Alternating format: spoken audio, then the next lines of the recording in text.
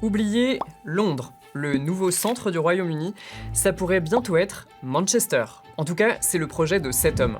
Andy Burnham, alias le roi du Nord, est très probable futur Premier ministre du Royaume-Uni. Ok, mais comment Burnham veut-il changer le Royaume-Uni ?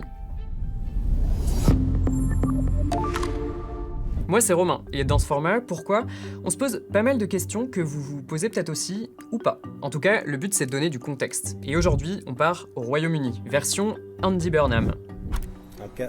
Écoutez bien, le Number 10 North sera le centre névralgique d'une Grande-Bretagne entièrement repensée. Ça, c'est son projet phare, déplacer le cœur du pouvoir britannique, la résidence du Premier ministre, le 10 Downing Street de Londres, à Manchester. Dans l'idée, c'est un peu comme si on déménageait l'Élysée à Toulouse. En fait, ce Number 10 North, ce serait le symbole de la politique régionale qu'il veut mener. Et ce projet est plus forcément une utopie. Aujourd'hui, il est encore député du Labour, le parti travailliste, donc le centre-gauche, à la Chambre des communes, une des deux chambres du Parlement britannique. Mais d'ici quelques jours, c'est très probable qu'il devienne Premier ministre du Royaume-Uni.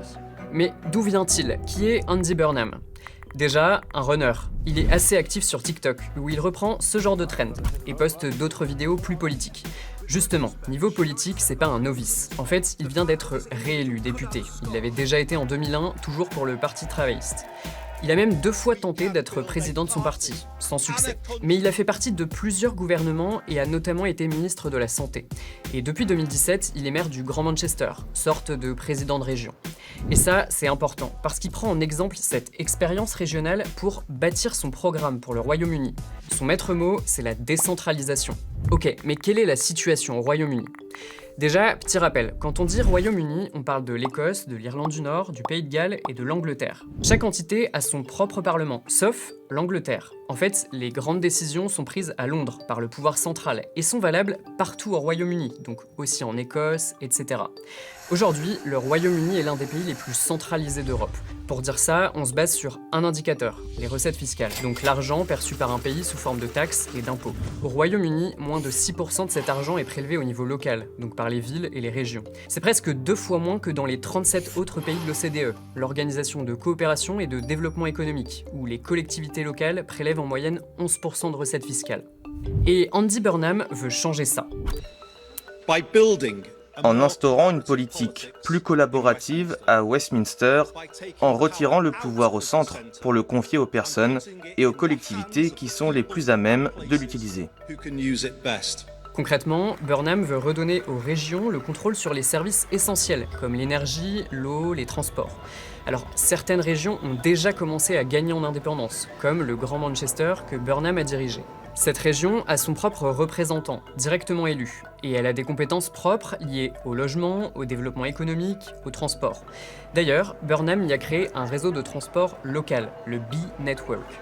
Ces bus, trains, trams, vélos sont gérés par la région, donc c'est public et pas trop cher puisque les tarifs sont plafonnés.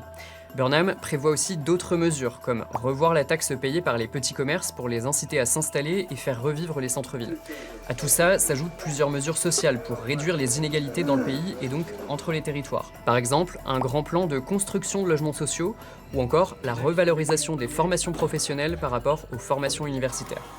Ça, ce sont les projets de Burnham, mais il y a un mais, voire deux, le contexte économique et politique du pays.